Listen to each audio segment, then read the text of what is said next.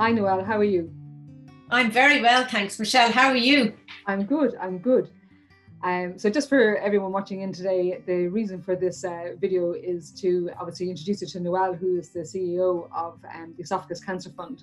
And this year, obviously with COVID and everything else, all the fundraising has come to a complete standstill for most charities. And obviously it's much needed funds that, we need to obviously get in, and so that it's vital for the charity to function. So to this end, I suppose, Noelle, really, if you can tell us a bit about yourself and the reasons behind the virtual fundraising that we'll all be doing this month in July for the 50/50. Absolutely. Thanks a million, Michelle, for giving me the opportunity to chat to everybody. I suppose just to give you a little bit of background, as you said, I am the CEO and I'm also the founder of the Oesophageal Cancer Fund. I set it up back in 2001, so we're almost 20 years in the making. And I set it up because, unfortunately, I lost a lifelong friend to esophageal cancer at 41. And, the reality was it came out of the blue, and we didn't expect it. A young woman, seemingly well and healthy, at 41 to have been diagnosed in March and buried in August. And, it was shocking, really. And I suppose that spurred us on to say, okay, what can we do actually to make it a difference here? Because the one thing that Lucilla, my friend, kept saying was, why didn't I know about this cancer? Nobody knows about this cancer. This is a cancer nobody's even heard of. And she was right. It was a cancer that maybe some people had heard about, but it was predominantly associated with older people, and particularly men. So yes, the predominance is in men. It's 3 men to every 1 woman. And it does tend to be in the older age category. And when I say older, I'm talking about middle-aged and up. But actually, increasingly, it's also being seen in younger people. And really, when Lucilla got sick, we decided as a group of friends that we would get together and do something that we thought would be positive to help her. And as a result, we set up the Oesophageal Cancer Fund. And that really was a way of trying to really spur her on throughout her illness and her treatment. But as I say, sadly, she died post-surgery, actually as a complication of the surgery, because the surgery 20 years ago was massive surgery. Absolutely. And so we had actually organized in the good old days in 2000, had organized a ball, and we had no expectations of what we were going to raise at that ball. But actually, back in those days, it was pounds, not euros, and we actually raised £149,000, which was phenomenal in one night, and we were utterly bowled over. But with that, fantastic fundraising also came an onus on us as to how we were actually going to spend that money and to spend it correctly. So we had set up the charity at that point to allow us to do the ball. So a change of focus then with how we spend that money, and really the thing that was singularly lacking, which was the awareness around the cancer in general. So how were we going to do that? So we sat together and we came up with the idea of Lollipop Day, which was around raising awareness of the symptoms of esophageal cancer, because I know we hear and we're tired of hearing the same thing, but actually it's around early diagnosis. And because we hear it so much, we can become maybe a little bit complacent about it. But in particular with esophageal cancer, it's actually critical. And so with early detection, people can be offered curative treatment. So that became really the cornerstone of what we were about, raising awareness in the hope that we would get people to be proactive and go and do something if they felt they had any symptoms, and give them the best chance at curative treatment.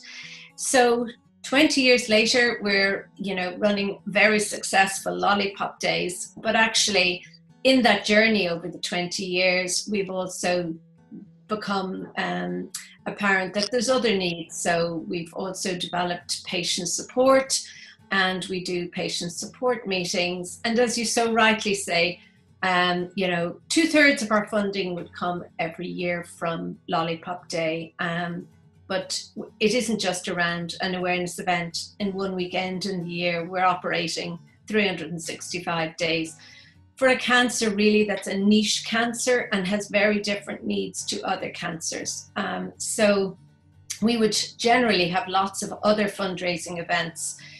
Particularly over the summer months, we would have many sporting events, the Women's Mini Marathon, the Dublin City Marathon, the Cork Half Marathon, the Regeneron run in Limerick. I could go on forever. And they have provided the second largest tranche of income to the charity over the last number of years. So roll on 2020, and we're faced with Storm Harore back in February. Do we even remember February pre-COVID? And then suddenly COVID hits, and so our income was well down on Lollipop Day in 2020 because of the storm. And then and again, that's a factor you can never, it's one of those things you can't predict. The day is the day, you plan for the day, and the weather is the one thing that you can't control. So we were, as I say, well down on our funds for Lollipop Day, probably down around 120, 130,000 by what we would normally bring in on Lollipop Day. And then came COVID. And obviously we fell off a cliff with COVID because all of the rest of our events that we would rely so much on suddenly are cancelled or postponed. So back to the drawing board. And I suppose, go back to what's really important to us, which is around supporting research, because research offers, opportunities for people and the best outcomes for people. And we're really, really committed to that.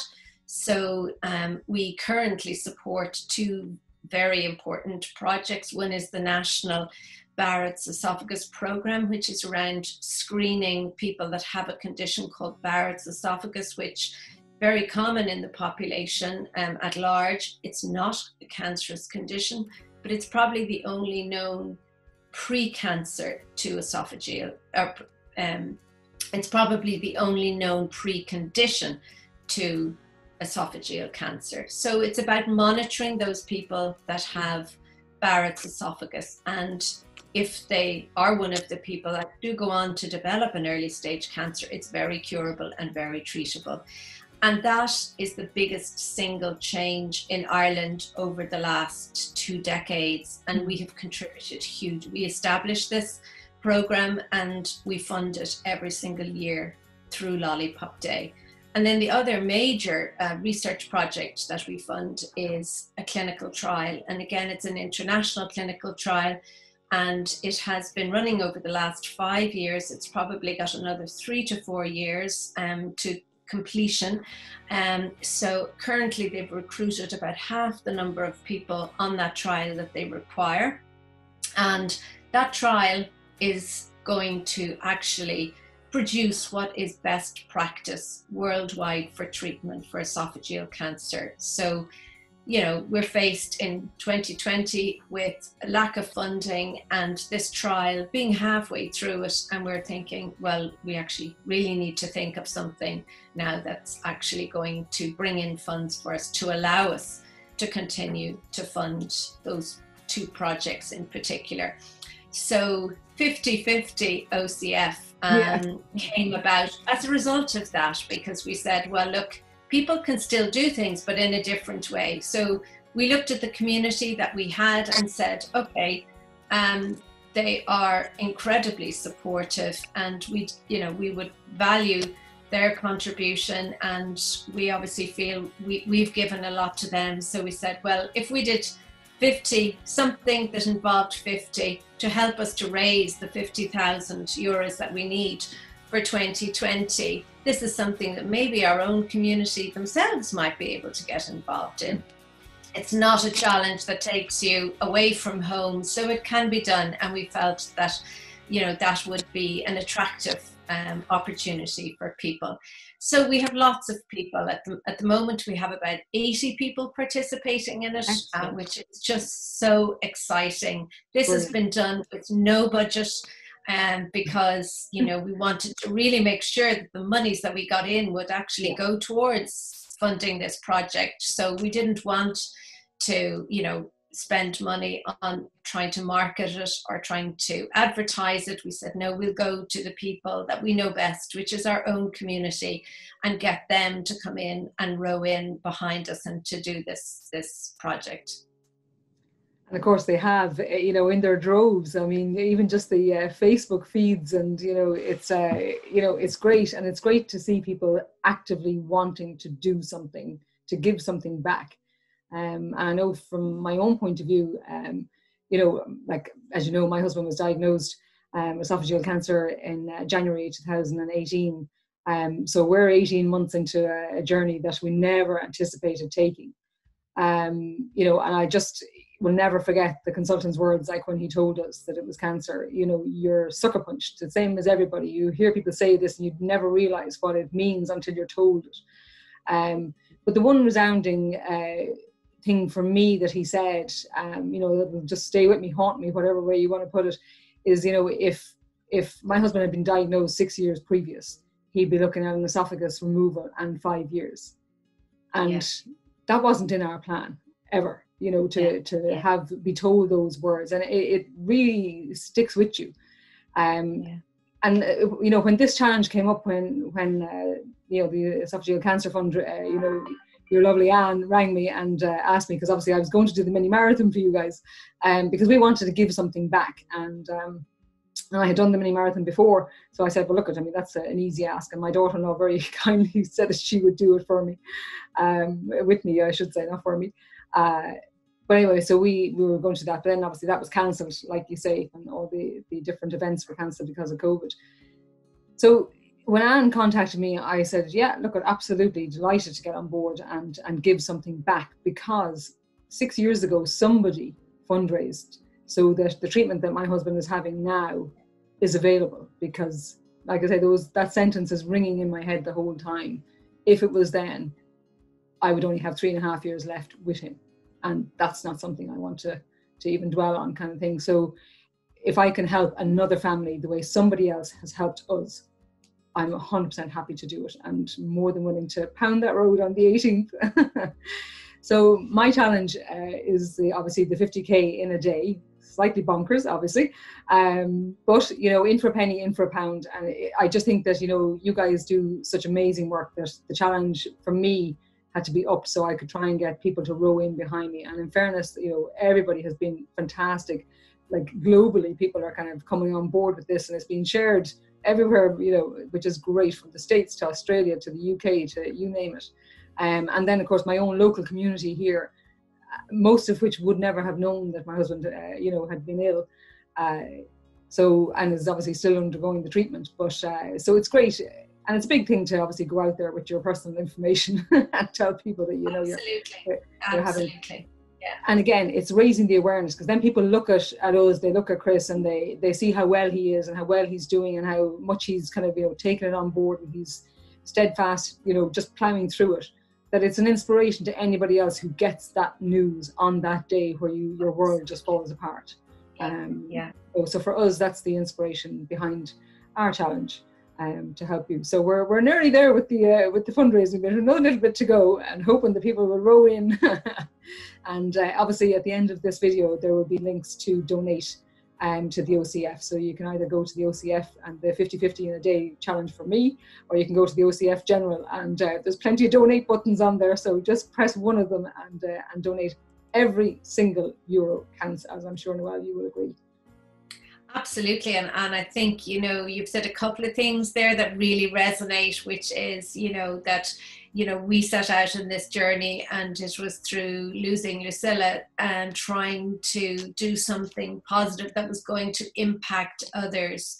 And, that sometimes can be difficult to do, particularly when you're personally challenged and, faced with the uncertainty that you were faced with, to actually turn it around into something positive. But we did, and I'm really, really proud to say that, you know, almost 20 years later, we actually have made a difference. Absolutely. And, you know, the likes of your husband, Chris, are the beneficiaries of that. But as you so rightly say, we didn't do this on our own. We were just the platform that allowed people like you to say, I actually can do something and I will do something. And that's a very courageous step, and well done to you for taking it, because, you know, there's equally an easy option to say, listen, I'll do it another time. So we're eternally grateful to people like you, Michelle, who actually have made that decision. Yes, I am going to do something, and something positive. And another thing that really hit a chord with what you said, which is, it isn't an easy thing to do, to tell your personal story. But in my experience over the 20 years, and I came to this not as a businesswoman, I'm actually an occupational therapist by profession and was working away happily in another life. But the thing that has resonated so much with me over the 20 years is how much the human story resonates with people. You can spend so much money on advertising, publishing articles, you know, but actually the human emotional aspect of something is what resonates with people. And over the years, we've had people who've come back to us and said, I heard a lady on the TV, or I heard somebody on the radio and it prompted me to go and do something. Or I phoned my father and said, I think I heard a lady talking about something that you might have, go and get yourself checked out. And like you say, your own community, they now know the cancer that your husband has. It's not the cancer, it's esophageal cancer. It's not even an easy word to say. No. So, you know, that in itself is a wonderful awareness opportunity that you are doing on our behalf by actually telling your community and doing what you're doing through your company, which is, you know, again, using that word esophageal cancer, which is a niche cancer. And, you know, not a lot of people know about it, more so now than they used to. But the reason was because in most cases, the diagnosis came at a very late stage and people didn't have the chance of curative treatment. And that's what I'm really proud to say. Over the last 20 years, we have made a difference. And we know that through the Barrett's program, that actually there are over 300 people in Ireland that have been spared the surgery that poor Lucilla had to have, you know, 2 decades ago.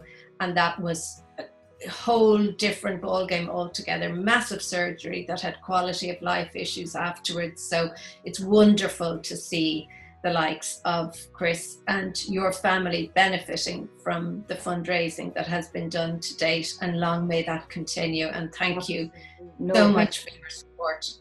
Yeah, no, thank you. I mean, you know, it's only for yourselves that we're even in that privileged position to be able to have this treatment. So, you know, it's to all the people who fundraised, to yourself, Noelle, and the team, you know, a massive thank you from us as a family to you. Much appreciated. And thank you so much for your time today. Really appreciate it. Not at all. My pleasure. And good luck. The 18th. There you go. Bye now. Appreciate it. Thank you very much.